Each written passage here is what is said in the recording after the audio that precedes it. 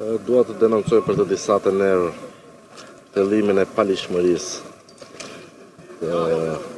kryetarit në fakt artificial të parlamentit. Unë e mirëkuptoj dëshirën e tij për të identifikuar si bashkëshorti virtual i diellës, sepse është e qartë që kryetari i parlamentit de facto është Edi Rama,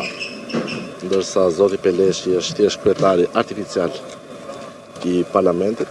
Sot, sikundër dhe ju e patë, jo vetëm mua që mua që fjala në mënyrë të padrejtë dhe nuk më dha ajo,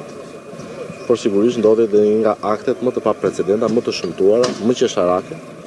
të këtij parlamenti, kur deputetët detyrohen të votojnë proces verbalin e një fantazme.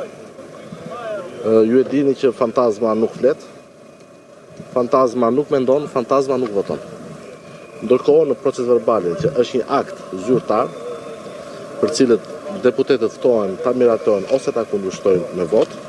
ishte përfshirë diskutimi, mendimi i një fantazme që nuk ekziston. Dhe ishte pikërisht ky akt që vërteton edhe një herë se për fat të keq ky institucion drejtohet sot nga një kryetar parlament inekzistent, i cili është graduar në atë postë thjesht për meritat të cilat të gjithë shqiptarët e dinë. Të mos harrojmë që është një kryetar parlamenti i denoncuar për më shumë se 9 vitesh në SPAK për aferën e Silicon Mix. Pra pasi ka helmuar të gjithë shqiptarët, tani zoti Peleshi po helmon edhe jetën dhe parlamentarizmin në vetvete dhe sigurisht është caktuar aty si një ushtar i bindur i aferës së inceneratorit, duke vijuar të certifikojë këtë institucion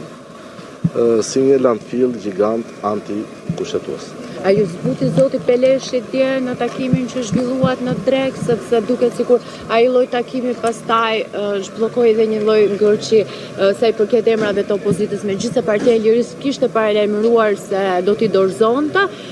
në një farë mënyrë u bë të gjithë bashkë, gjitha grupet e opozitës pas atij takimi. Çfarë ndodhi? Sigurisht që dua të ndaj me ju faktin se kemi të bëjmë me dy Niko Pelesh, me një Niko Pelesh të porulur para opozitës në këto mbledhjet informale, të cilat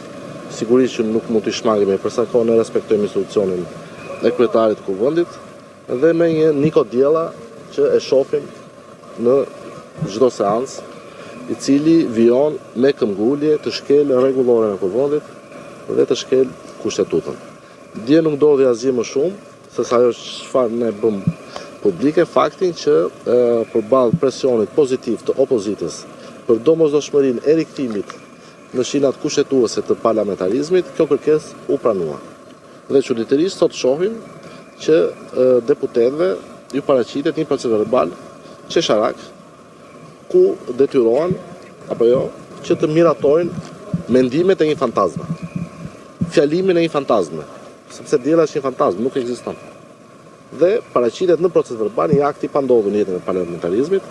Unë nesër Edi Rama nuk çuditem që të sjell në seancë një qen ose një kafshë tjetër, dhe fjalët e qenit ose se në fakt qeni është një kafshë nderuar, por do një çdo kafshë tjetër, Niko Peleshi t'i zbardh në proces verbal si mendimet e një deputet.